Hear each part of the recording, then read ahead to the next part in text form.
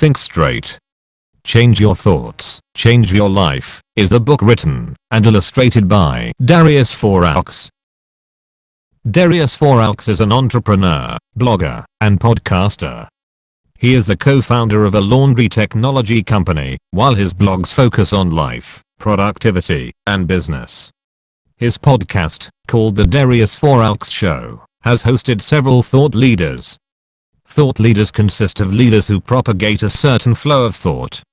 Think Straight is based on the pragmatism philosophy founded by William James and Charles Sanders Peirce, which states that we can choose one thought over the other. In other words, we can control what we think. The gist of Think Straight focuses on the number of thoughts a person has per day, and pointless most of those are. The author, Darius Foroux, doubts the productivity of a preoccupied mind. In this book, he explains how our thoughts tend to work against us, instead of for us. By admitting that people have no control over their minds, people let their minds free. Instead, one must master their mind. Foroux says that people have the choice of what they think, however people rarely use it. Once the mind is brought in control, we can revolutionize every aspect of our life. Lesson 1, you become what you think. The book opens with the story of a medical school student who contemplated suicide for several years. Coupled with anxiety and hallucinations, the young student believed there was no way out of it.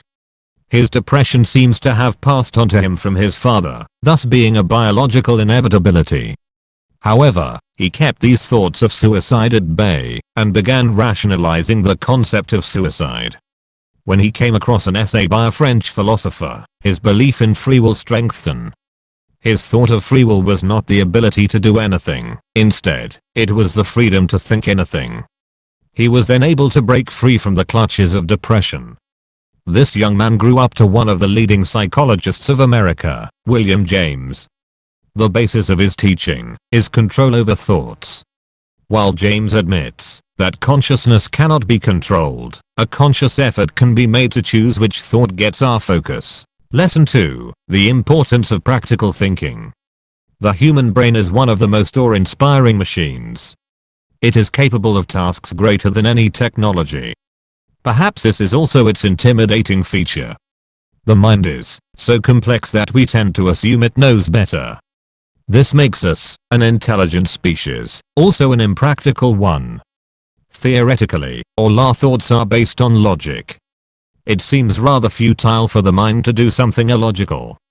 But research reveals that our thoughts are based less on logic, but more on desire.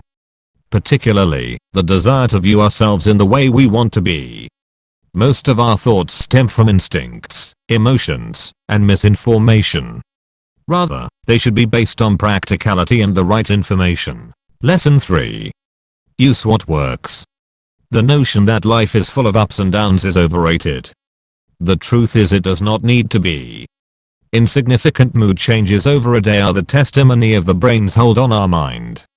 By giving into the desires of the mind, we enslave ourselves. A perfect scenario would be the opposite. Instead of letting the brain use us, we must use our minds to achieve what we want. Thoughts go a long way to improve our life. Once we make a conscious effort to know the difference between what we want and what we need, we can do the same things about our thoughts. Our thoughts need not be the truth either. Thoughts and opinions are subjective and sometimes, so is the truth. The first step to mastering the mind is to check the facts, listen to other views, and then derive practical conclusions. Lesson 4, clear thinking requires training. To gain skills for the professional world, we attend colleges. To make our body fit, we train in the gym. So, to get better at anything, and to achieve what we want, we turn to some sort of training. The same logic is applied to our mind. If we want it to behave a certain way, we must train it. We tend to get tangled in the familiar routines. We harbor thoughts that have some context. Over time, these thoughts limit us.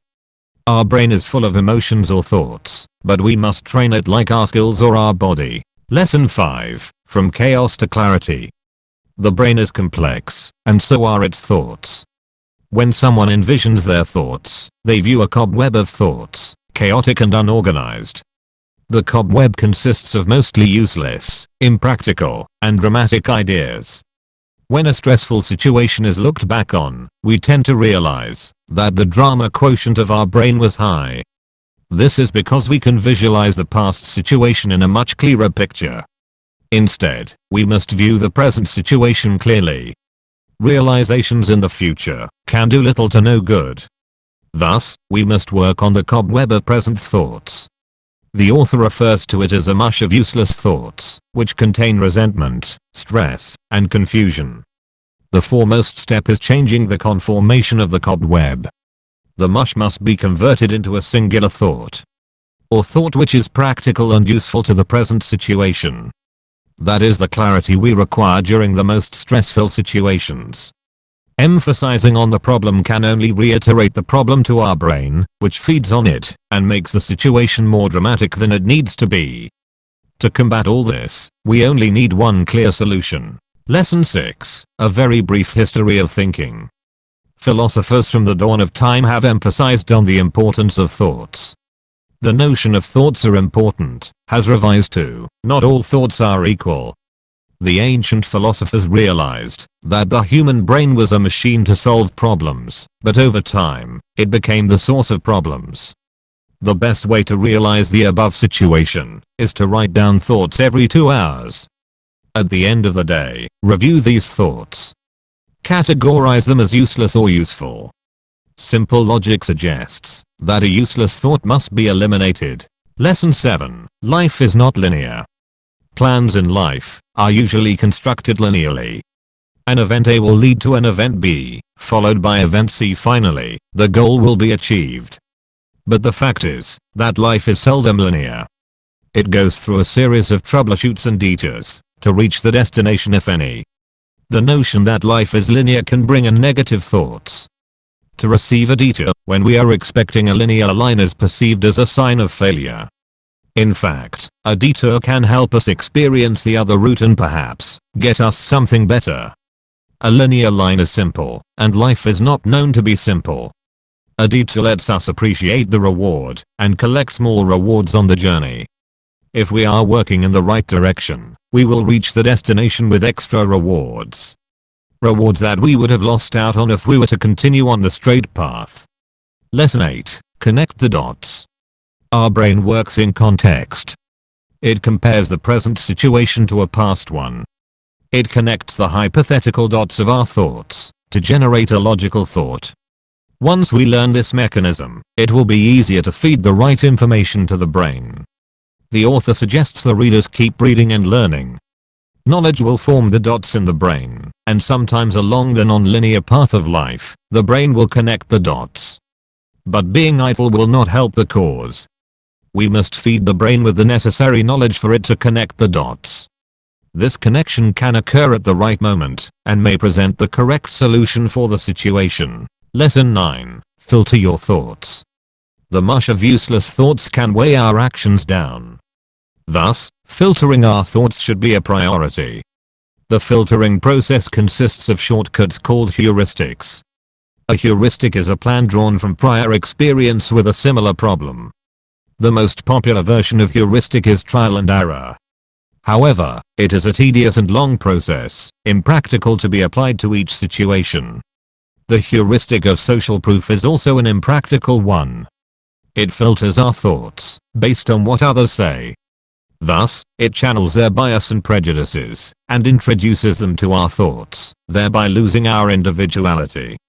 The familiarity heuristic draws energy from familiar places and deep-rooted favorites. Over time, this familiarity changes to boredom and monotony. The familiarity heuristic is profitable for being certain, but it is equally useless for breakthroughs. Instead of using heuristics, we must use pragmatism. Pragmatism is the concept of using what words, true is what works. This does not refer to doing things that can be damaging to us. Instead, it propagates choosing what is beneficial for us and making it our truth. This way, only the thoughts which can impact our habits are generated. Lesson 10. Stop thinking. Worrying and stress often manifest as thinking. The thoughts we seem to be swarmed by are generated by our inner prejudices and not factored by our surroundings. Instead of these, we must focus on the awareness of the thoughts. We cannot control our consciousness. It seems to have been nurtured on the path of worry and self-doubt, which is out of our control. However, our conscious mind can be aware of the presence of such thoughts. It must know the difference between real thinking and this form of thinking. Once the awareness settles in, the influx of these thoughts will be cut off at the root. Lesson 11. Inside your control versus outside your control.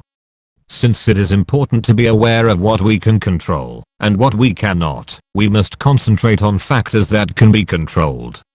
The author suggests that would eliminate 99% of the problems which are not in our hands. Things like actions, desires, words, and intentions can be controlled. The two main types of useful thoughts are to solve a problem and to understand knowledge. Every other thought, including fantasizing about the future, is classified into useless. Soon, these fantasies may begin haunting us and thus, it is practical to eliminate them. Lesson 12. Don't trust your mind. As mentioned before, we can judge our past actions sitting in the present. We also notice they were dramatic and unnecessary. This is proof that we cannot trust our minds to calculate judgments. A cognitive bias is an error in the thought process that can influence our judgments and decisions. Attention bias is a kind of cognitive bias that suggests that life is an outcome of our thoughts. An influx of negative thoughts can adversely affect our body and vice versa is more desirable. The confirmation bias is our tendency to obey our preconceptions. It is our desire to prove that we are right and finding clues that help us prove that. This kind of bias is the result of our beliefs and not our facts. Incidentally, it is the most widespread bias. Instead, we must gain more knowledge and primarily look at the facts. Facts that stem from a background and a credible source. We must keep aside prejudices and biases. Over time, these facts will be ingrained in our cognitive biases. Thus, we must differentiate between a bad informed decision and a good informed decision. Lesson 13. True versus untrue. It is well known that opinions are subjective. As pragmatism dictates, the truth is what works. So, in a way, subjective opinions form interpretative realities. Thus, what is true for one person may be untrue for the other. However, these truths must originate from facts rather than desire. It is also futile to convince someone of your truth. It is a waste of time and can introduce bias in our own minds. Also, deliberately introducing prejudice into someone's mind is restricting them. If their prejudices penetrate our minds, we lose out on mastering our minds. Lesson 14. Take your time to think. The greatest thinkers from the dawn of time were not fast thinkers. Instead, they dedicated their lives to certain thoughts, thus, taking their time to think and form decisions. Decisions taken in a haste are outcomes of biases and prejudices, instead of facts. Slow thinking must be not to be perceived as negative. A person cannot be expected to know everything. I don't know must be an acceptable answer. It can delay the span of answering, giving us more time to think, and generating a logical answer. Lesson 15. Release your mind. The brain develops in stages, just like everything else. It takes time and effort.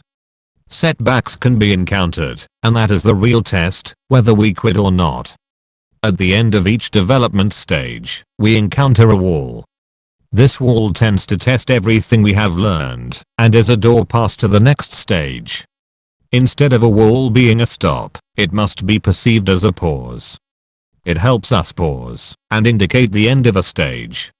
Each stage harbors skills and thus, a wall is a positive indicator. We have put time and effort throughout the stage, but the rest is also important.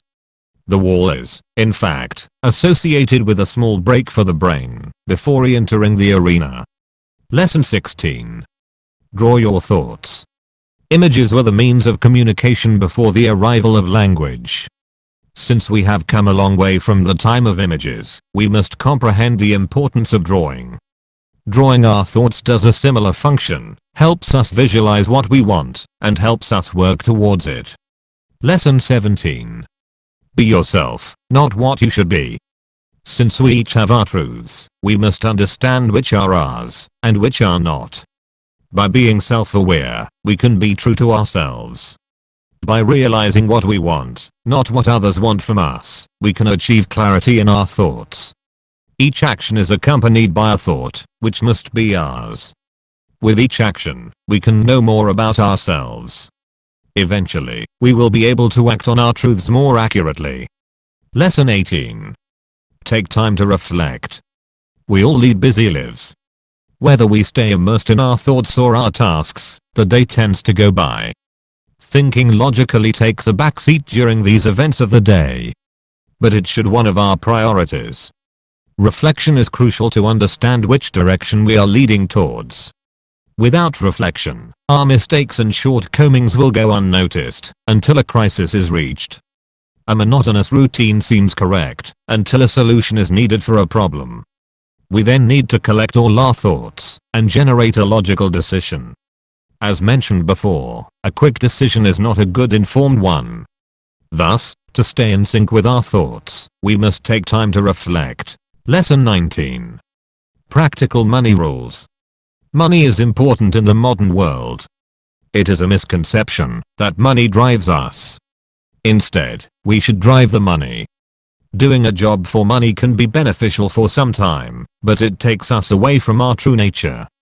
It can take a mental toll on us as well. Thus, the author devised rules for money which can minimize the value we impart to money without devaluing it. Buying only what we need. Saving 10% of the month's income. Staying out of debt. Invest in things with a return. Not being miserly. Most importantly, we must invest in our skills. Job and money will come with efforts, but we need the necessary skills to make the efforts. Once the money is lost, it can be earned back. However, time cannot be.